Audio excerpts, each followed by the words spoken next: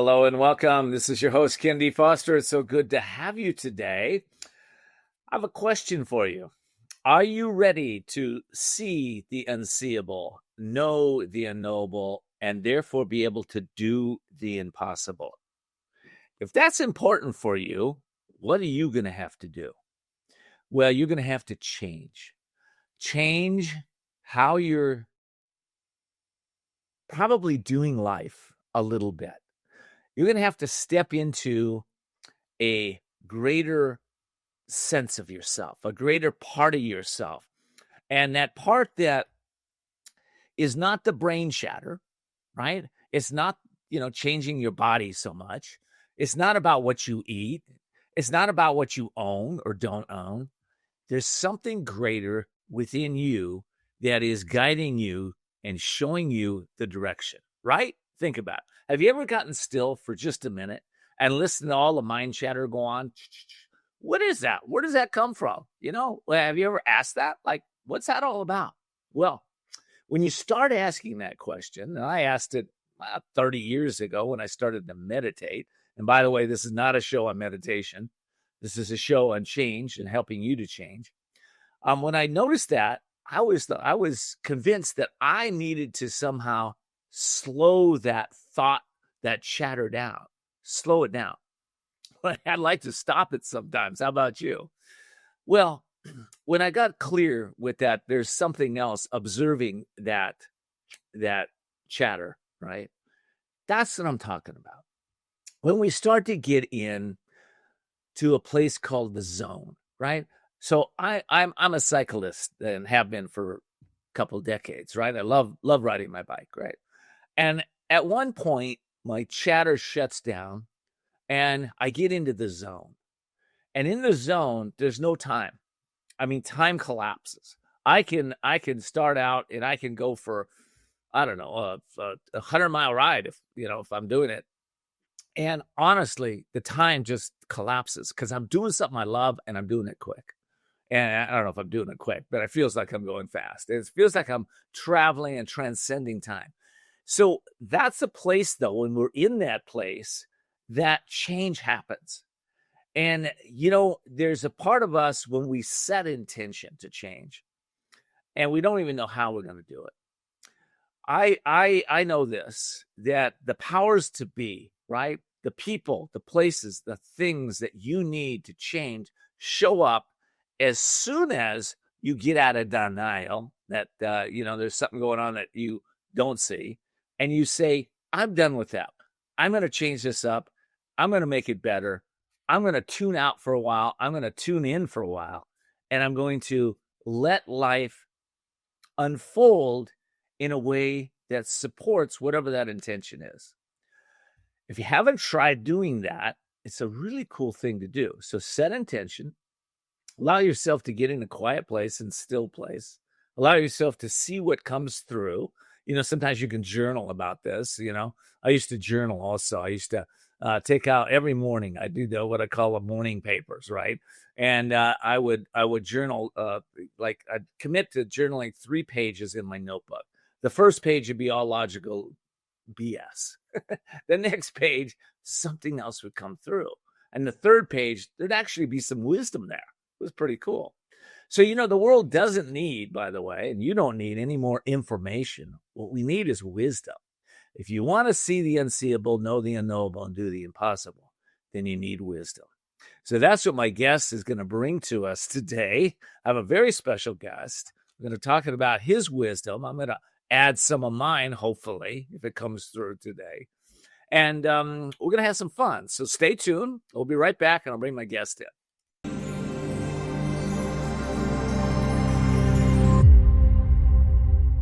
Whether because of discomfort, lack of mobility, your lifestyle, or occupation, you sit inactively way too many hours a day. Introducing Ellipse, the premium quality automatic seated exerciser that strengthens legs, increases mobility, and boosts circulation without physical strain or impact. It is so quiet that none of my coworkers even know I'm using it. Strengthen and tone your legs, increase your mobility, flexibility, and balance. Plus, stimulate healthy circulation. My joints feel better, my knees feel better, my back feels better. It makes me feel stronger too. Perfect for home therapy. Whisper quiet to use while you work. My circulation is moving, I'm burning calories, and it makes me feel energetic. Call now and order Ellipse, the seated exerciser that strengthens legs, increases mobility, and boosts circulation. Call and get upgraded to the Deluxe Bundle. Get the faster motor or 5 miles of steps per hour, the step counter, the sport mat, and wireless remote. Call now.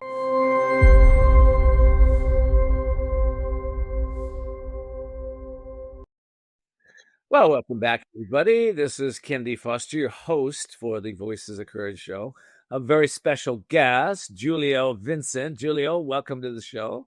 Thanks, Ken. Thanks for having me. Hi, everybody. And for those of you that don't know Julio, he's the author of the new book, Please Unsubscribe. Thanks. Now, which is now available. I believe it's printed by Simon & Schuster. Is that right, Julio? Yes, sir. Yes. Yeah. Okay. So Simon & Schuster, it's available everywhere. Is what I know. Yeah. Amazon, Barnes & Noble. And he got a quote in his book, Pick of the Month for August 2024. Oliver Burkeman, modern age sage and New York Times bestselling author, called it simultaneously hilarious and deadly serious. Julio was nominated for the Audio Award from the Audio Publishers Association for voicing the audiobook. The book is follow-up on Julio's virtual essay, Prepare for the Ultimate Gaslighting, which sparked a worldwide conversation reaching more than 21 million readers in 96 countries on Medium. And he's also a weekly contributor on Medium. If you haven't been there, you got to check it out. Anyway, Julio, there's so much more to you than in this book. And I'm so glad to meet you. Tell me a little bit about your background and why you decided to write Please Unsubscribe. Thanks. Sure. I'm a kid from the boroughs of New York City. No longer a kid, but certainly someone who is sort of the kitchen table. And I went on to have a really great career in film and television so far. And life kind of got very, very busy and unmanageable and what I like to call relentless before the pandemic. And the pandemic hit, and it was the largest wake-up call of my life. And for so many people across the world was a really clear moment of clarity and illumination where we kind of realized like, oh, I don't necessarily want to be on the treadmill that I'm on. And I certainly don't want to be running as fast as I am. And it was a moment of breath, and it was a moment of stillness, at least in my experience. And so I wrote about it in the book. And the book is not necessarily all about the pandemic. It's really kind of relevant to even what's going on in the world today. But it's reflections on, where we get that sense that we have to go, and how we can sort of step back and reevaluate. That sense of go, that's a really interesting place, isn't it? Because, we live in a society that it seems like everything is speeding up. And, I've been a life coach for 30 plus years. And I always tell my clients, if you want to succeed, you got to slow down. But how do we even get there? How do we get there?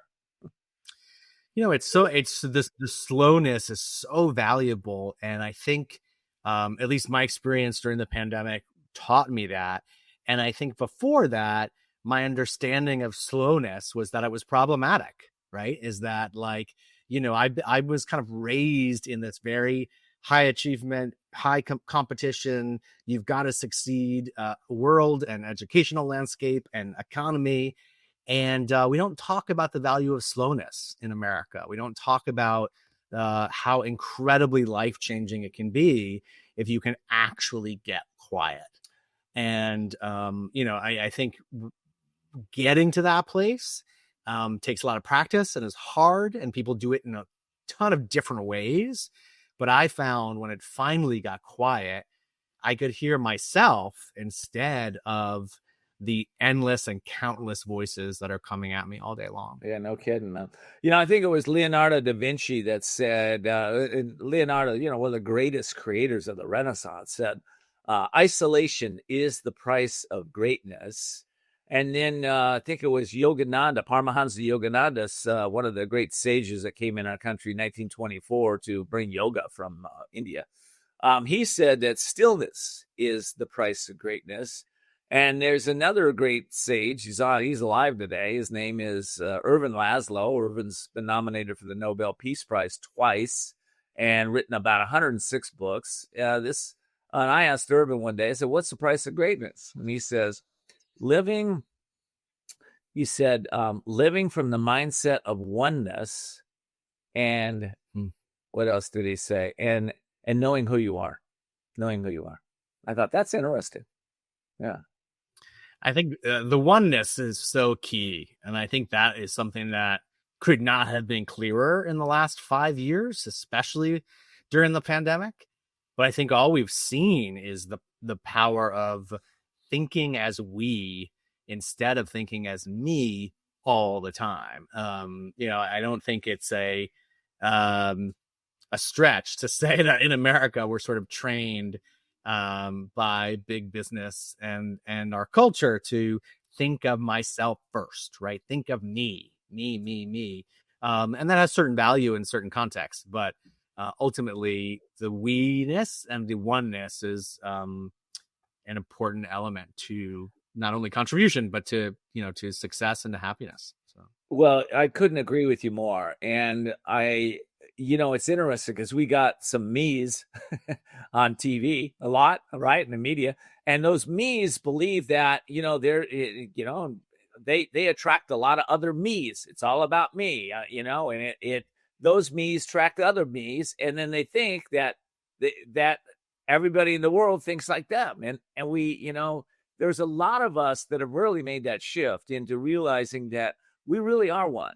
And, whether we're thinking about the environment, what we're thinking about, how we show up in our families, how we show up in our communities, how, what I do impacts you, you impact me, at some level, we're impacting each other. And I think that mindset, at least really, I believe, has to start to permeate and get rid of the me generation, right? allaboutme.com.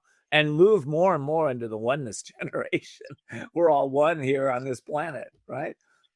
Yeah, we've got to be able to help each other through not only life, but through the experiences that we have while we're here. And I think it's just so key for us to be aware, right? That so much more can come from kind of being together and doing things as a whole. Doesn't mean we're going to agree. Doesn't mean it's going to be easy. Doesn't mean it's going to be without conflict, but that being the goal is a very, very different premise and intention than, I'm going to get up today and just do what I have to do for me and screw everybody else, Yeah, screw everybody else. Listen, can you elaborate on that concept of the ultimate gaslighting, on how it relates to the new book? Sure. Please unsubscribe me. Thanks. Yeah. So during the pandemic, I wrote an essay on medium.com called Prepare for the Ultimate Gaslighting. And it was really not only a explanation of the wake up call that I was having, but it was a call for readers to take the opportunity to kind of step back and reevaluate what was important, what was meaningful. The pandemic was an enormous opportunity to do that. And it's 5 years later. And my concern was that we would be lulled back into complacency, that we would be lulled back into the regular habits, the regular behaviors, the constant sense of autopilot and being on a treadmill. And so I called it out pretty forcefully. And I think there was a large effort made by big business and by the government to kind of get everybody back to normal. And obviously, there were great benefits to getting the economy and the world back and up and running again, no doubt. But my concern at the time, and it lingers, frankly, 5 years later, is that getting back to normal is not necessarily always a good thing, and that we should take the opportunity to really think through how much normalcy we want to get back to. Well, I think normal's an interesting concept. If in my world, normal means that I'm in a place of creativity, that I'm in a place of calmness, that I'm in a place of feeling empowered. I'm in a place of not judging. I'm in a place of feeling joy in my life. I'm in a place of service. I believe life is chiefly service. That's normal. And I know the government wasn't talking about that. Okay. The government was talking about dumbing us down so that we don't ever feel what I'm feeling and how I go through life, or maybe how you go through life. So I think we go get higher. Yeah. I think it's just always important to remember that there is a lot of people benefit by our brokenness. Yeah. As individuals, as a society, a lot of people benefit not only in power, but in, financially, by us warring at each other and being at each other's throats and feeling a sense that I don't have all the tools I need, or I am not a good person, or any of the things that are constantly running in our brains that somehow Amazon is supposed to fix, or somehow, buying the next cool gadget is supposed to take care of in our lives. And I just don't think that that's true. And so it's been sort of shocking to see people's responses when I call that out. Yeah, good. Well, Amazon. No, I disagree with you. Amazon does make me feel good for at least a minute. At least a minute when I get it. At least a minute. Yeah. Wow. Enjoy that minute. But your point is well made. We're not going to find fulfillment, buying more stuff, or, having a lot more money, or having a new car, all that, all that's fine. It's great. But what does it really do in the long run is, I think it takes us away from, if we believe in this, everything is material, and the more you have, the happier you'll be. That's just BS. It's just not happening. Yeah. It's not happening. We're at a place now where America, which represents about 5% of the world population, creates 50% of the world's waste. So when you look at that even from an environmental perspective, our consumption, our sort of need to constantly consume, while parts of it create great benefit in our life, the sense of that we have to do it constantly and in such large quantities and volumes is a problem for the rest of the people on the earth, right? It's a problem for the rest of for the planet. So, and that's just from an environmental perspective. Socially, it creates a lot of interpersonal issues as well when we feel like consumption is going to solve the problem. Well, consumption isn't. So when we get back, we're going to talk a little bit about, oh gosh, I got so much I want to talk about. I want to talk about, how our behaviors got us there, what we need to do in our mindset to change this up, what my audience can actually do themselves so that we're not just having a conversation. There's a lot I want to talk to you about. So we'll take a break. We'll be right back.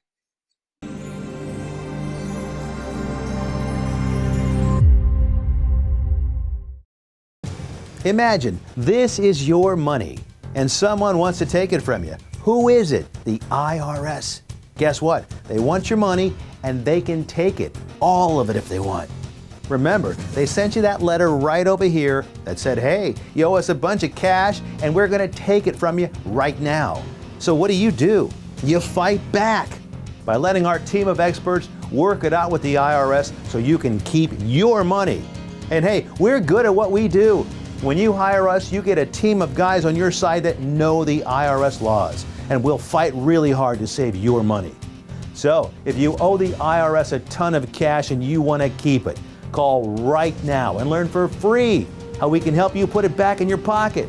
5 minutes of your time right now can save you thousands of dollars. And the best part, it's a free call, so please call right now.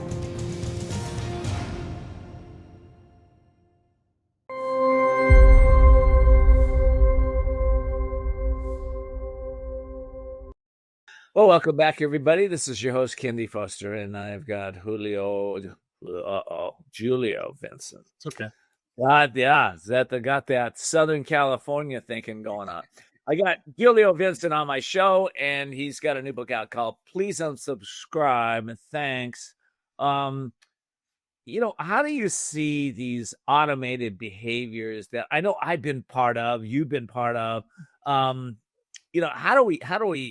What's the concept there, and how does that relate to the book, and how do we break some of these automated behaviors? Yeah. I think it's important to not only recognize where they come from and how we got to this place, but to kind of look at it through the lens of three levels that I talk about in the book of subscription.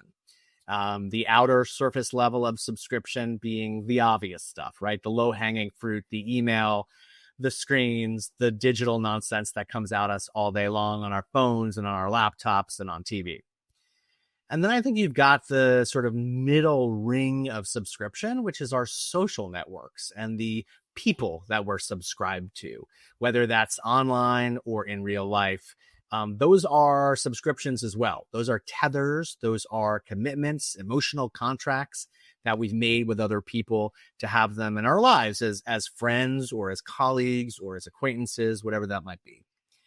And the third level that I talk about in the book is the underlying subscriptions, right? This idea, you might say something like, oh, I subscribe to that idea, or I don't subscribe to that. And what that really is an understanding of what you believe, what your beliefs are that are running underneath all of this. So the best way to describe it, I think, is if you look at something like a Weight Watchers ad online, right? What is that activating, and how is it activating on those three levels? If I'm a young woman or a woman who say is my age and I'm overweight, and I have this belief that somehow I am not worthy of love because of my weight.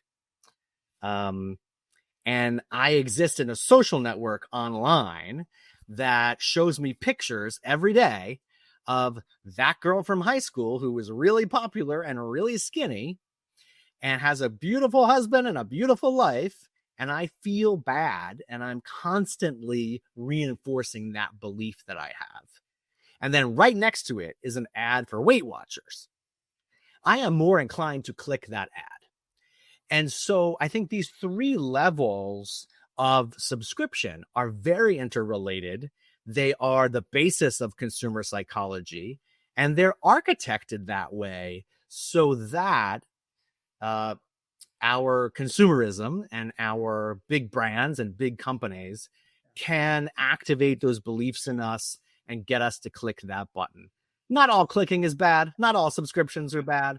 But I think the sense that somehow our innermost thoughts and feelings are being weaponized against us for the sake of profit always feels a little icky to me. So, well, it feels icky to me too, and I'll tell you, of course, in my world, you can protect yourself. We're going to be talking about in your world how we can protect it. I think you're part of my world, and I think the way that we protect ourselves is knowing ourselves, and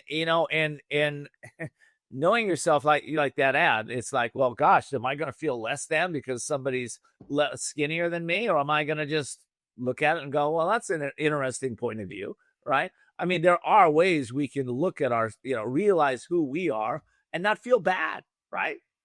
And I totally agree. And that's where I think it's so important to hear. What I'm really advocating for is a consciousness about behavior, right? An understanding of self that goes much deeper than I think our modern world allows us to experience or allows us to find or to get in touch with. Yeah. And I think that was an experience I had during the pandemic, and I write about it in the book, but it's really kind of about knowing yourself, to your point exactly, so that your behaviors are within your control and that your responsibility to yourself and to the people around you is something that you are able to kind of guide and shepherd.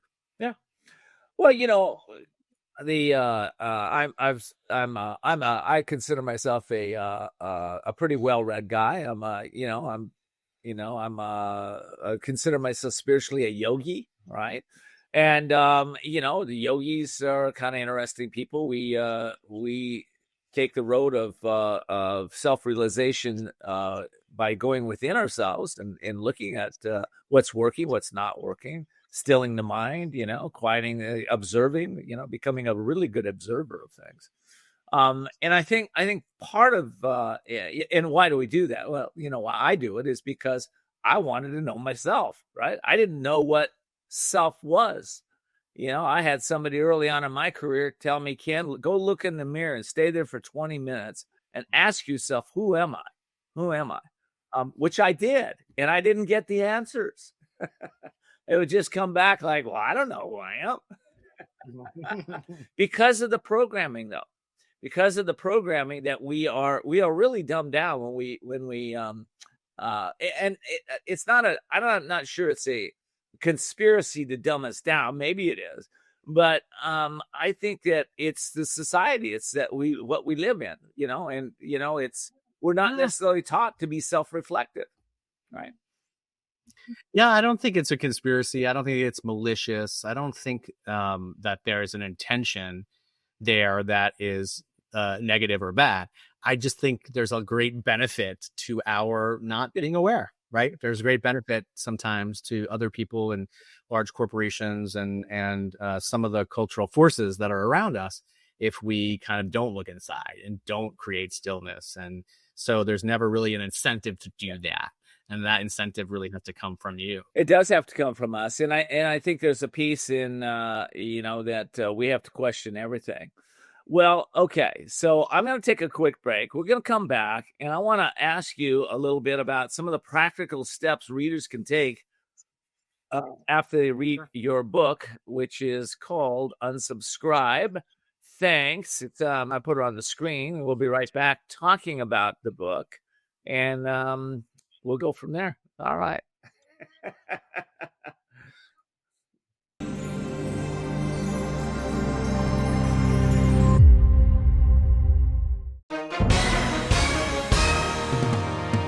Hi, everyone watching at home. We're here to remind you that if you or someone you know were injured in an accident that was not your fault, listen up.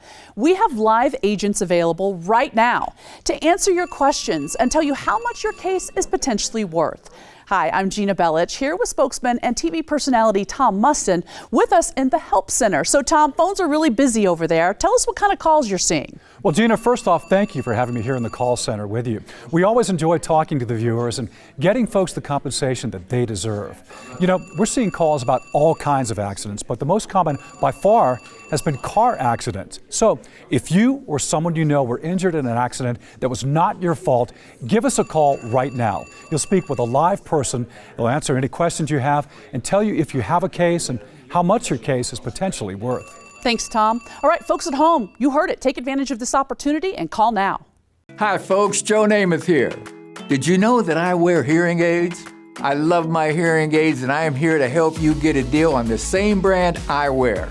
Don't waste thousands on expensive hearing aids when you can get MD Hearing's revolutionary Neo hearing aids for just $297 a pair. The Neo is a true hearing aid, not an amplifier. With rechargeable technology many customers say is superior to more expensive models. And you can get 2 Neo hearing aids with a 45-day risk-free trial, free shipping, and free lifetime US-based support for only $297. The Neo is nearly invisible with its tiny in-the-ear canal design. Call my friends at MD Hearing and get the over-the-counter hearing aids that I use for you. Call now and get not 1 but 2 Neo hearing aids for just $297. 800-789-7885. Again, that's 800-789-7885.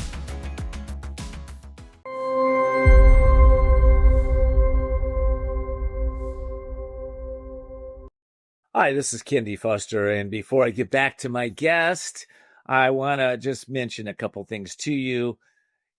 This service is about this service. This show is about service, and we're being a service to you, hopefully, to help you to change the way that you see things, so that you can actually have more joy, more happiness, more fulfillment, more abundance, more love in your life. Right?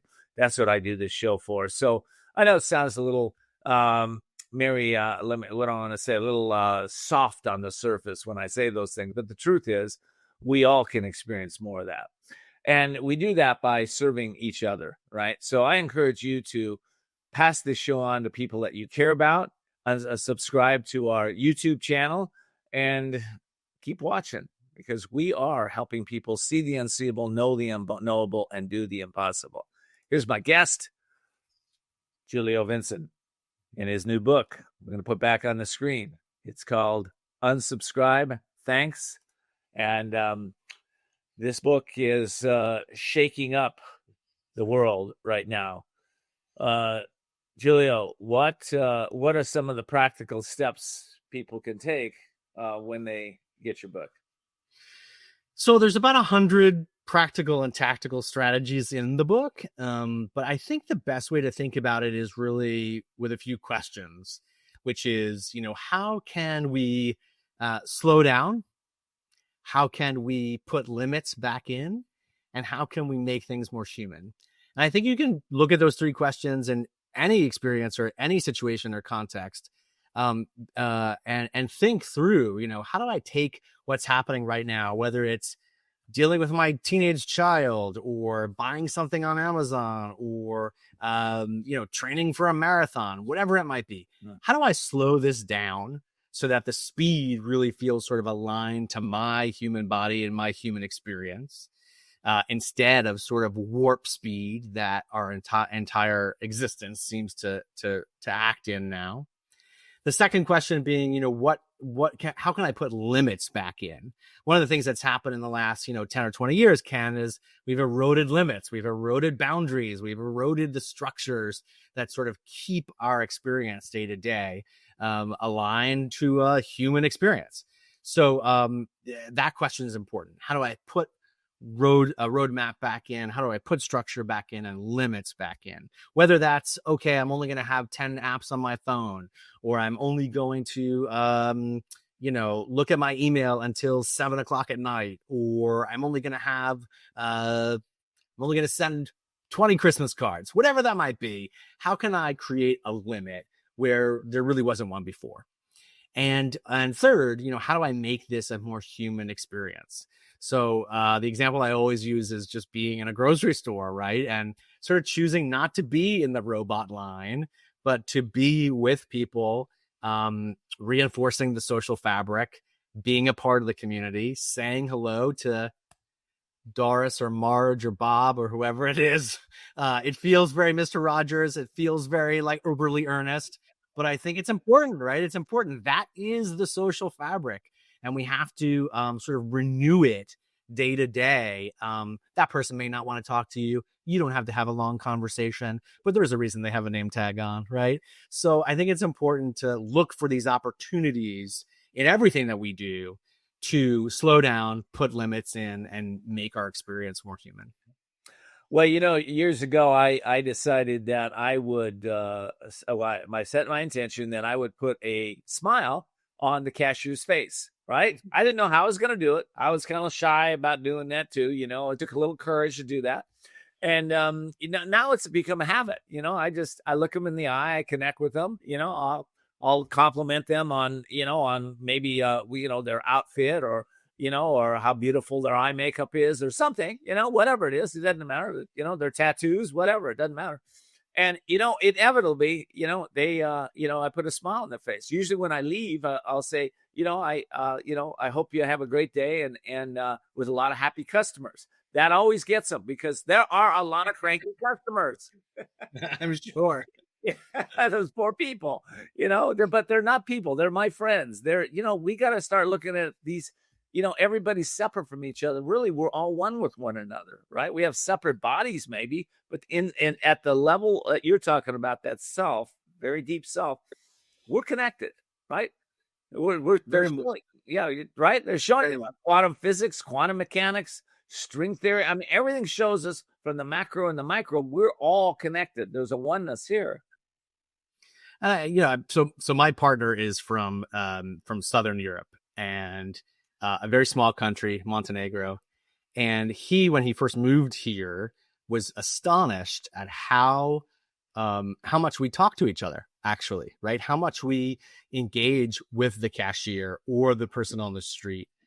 And what I realized sort of in the first few years of our relationship was that when you come from a country that is smaller, community is built in. But in America, where there's 320 million people sort of actively and aggressively going about their business and their day and their work, there is a great sense of disconnection, right? We're seeing it. We're seeing a loneliness epidemic across the country. We're seeing the disconnection happen. And so we have to actually actively create that community in a way that other cultures sort of have it built in. So, yes, I totally agree. I think, that oneness is really clear if you take away the trappings of the individuality of it all. But we're kind of trained to be individualistic and to just think about me and to just think about what I look like or talk like or sound like, or, the car I drive and the house I live in. So it's really, really important, I think, to actively create. Well, it's interesting. Everybody wants more freedom, right? I mean, we're in the land of the free, home of the brave, right? Everybody wants freedom. But what you said earlier about limits, so I call them boundaries, right? They take discipline. It takes discipline to get to that place. Nobody wants discipline in their life, right? Who wants to discipline themselves? Well, but but that's kind of the programming, right? Because with discipline, with limits, come freedom, right? And come more time, more effort, more energy. Everything comes when you can do that. But we have the society it's kind of chasing pleasure all the time, right? It's a pleasure chasing society that when you look at that, and I've been guilty of it myself, I'll go buy the next thing on Amazon, right? Or what have you. But it's not fulfilling. And like you said, that loneliness piece, I once interviewed this lady that was working with the homeless, and I said, so why do people become homeless, right? And she was working with the people that were just about ready to go homeless at the time. And she said, well, it's not what you think. Most people think people go homeless because they have drug and alcohol problems or they're mentally ill. She said that's a small percentage. Most people go homeless because they've lost their connections. They've lost their connections to one another. They've lost their social connections to their family, to their community, their churches, to their businesses. That's why they go homeless. Interesting, right? Yeah. Really interesting and so true. And you can see how that happens, right? Like when we move around this country more than any other country on the planet, right? We are very good at just getting up and living in a different town or living in a different city. And that breaks the social fabric to a certain extent. And so, you really have to kind of maintain those relationships, and maintaining relationships is a lot of gardening. You've got to kind of water the plant. And that's an important part of being connected. And I think we need to relook at that, don't you? I mean, it's like I just got back from India. We spent 25 days in India, and the divorce rate in India is 1%. In the bigger cities, it's 1.5%, right? Why? Because community. Quite frankly, down in southern India, it's probably would drive Americans crazy, but they all, there's generations upon generations all living in the same community, right? And living in the same house, right? Like, and in the same house. To think of that through a modern American perspective, we think that's crazy, right? But I'm Italian American. It's only one or two generations where everybody lived in the same house, right? I'm only removed from that experience by, 2 generations. But otherwise, the grandmother lived in the house, the grandkids lived in the house, and that to our American brains is odd, but it created community and it retained community in a different way, In a different way. And, I'm like I said, I've been a business and life coach for 30 years. I'm about results, right? So when I look at a country that's getting a 1% divorce rate and ours has a 40+ percent divorce rate, I'm asking myself, why are we doing that? Why are we getting these results, right? And I think that's a lot what the book is about. I think we have to really start to unsubscribe from some of the beliefs that we bought into that really are not making, quote, America great. they're or us great. They're hurting us. Absolutely. And I'm so glad to talk like this, Ken, because, it's very easy to sort of see the book or see my talking about it as about email, right? But that's really kind of the tip of the iceberg when you talk about subscriptions and how our beliefs are reflected to us. The email and the screen and everything that's popping up is a reflection of much deeper and deeply held beliefs. And that's what I'm interested in questioning and in advocating for people to question. Not an easy process by any means, but so important, right? To understanding your values and what you want to get and give in the world and how you want to contribute and be part of the society around you. And it's really hard to do that when you're moving constantly, right? Not only house to house, but just in your regular day, like in constant motion. Right? Yeah. Well, that's why this book is so important, because, I kind of look at you as, you'd be considered kind of a rebel, right? Which is a good thing. Okay. We have to question our beliefs. We have to question what is, if we're getting the results we're getting. We have polarized societies. We have environments that are, we got oceans that are polluted. We've got, separation between race and culture and creed and everything else. It's like, what? How is that working for everybody? Right? It's not. Right? Yeah. It's like, what?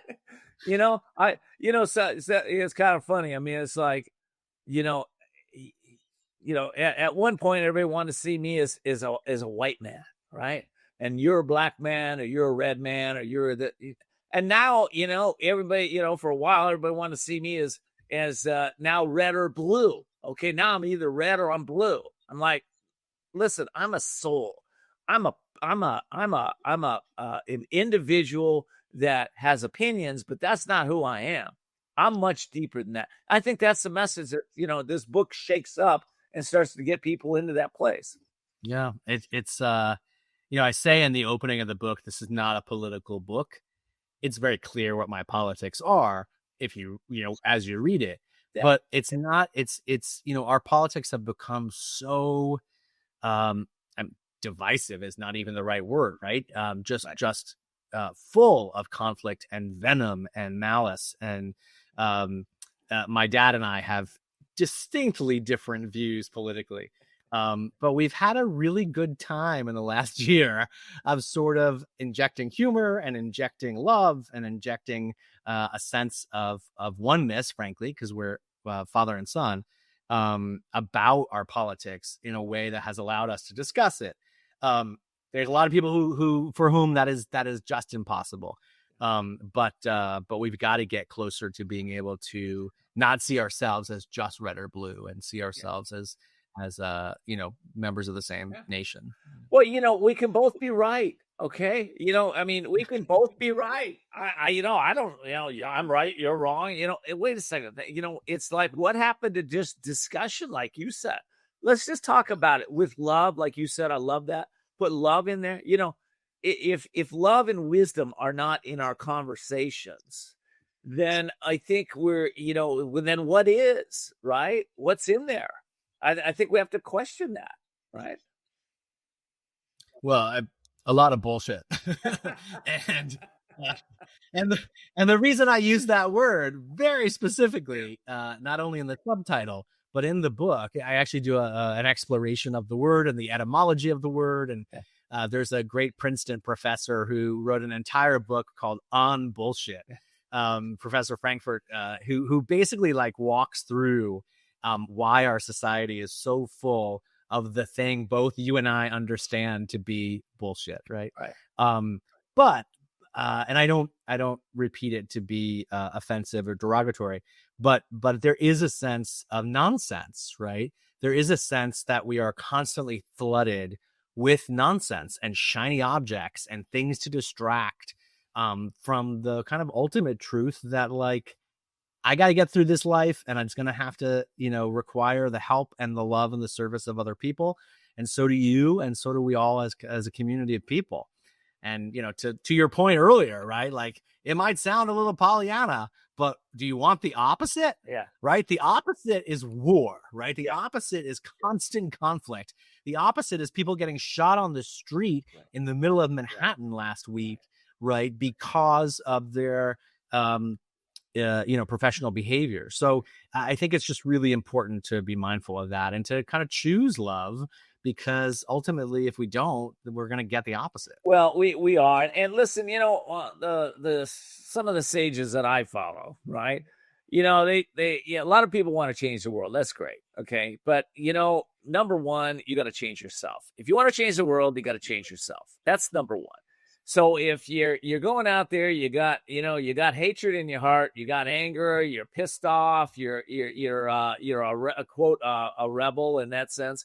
And you're out there, trying to quote disrupt, you're going down the wrong path in my world.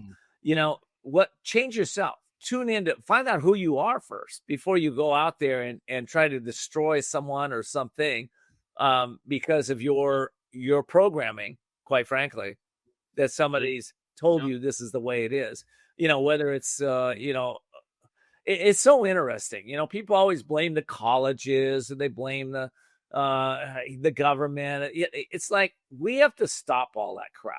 You got to take personal responsibility, 100% responsibility for everything that's happening to you. If you don't like your life, okay, what are you going to do to change it? That's what I know. Everything. No, I am with you. And the only thing I would add from my perspective and the perspective of my writing is sometimes that means cutting the tethers that keep us on autopilot to behaviors that don't serve us and don't serve the people around us, And that's hard to do. And it's hard to do. And it takes courage, and we have to have compassion for ourselves and for others. Compassion's a big missing component today in this world. We have a world based on facts instead of compassion.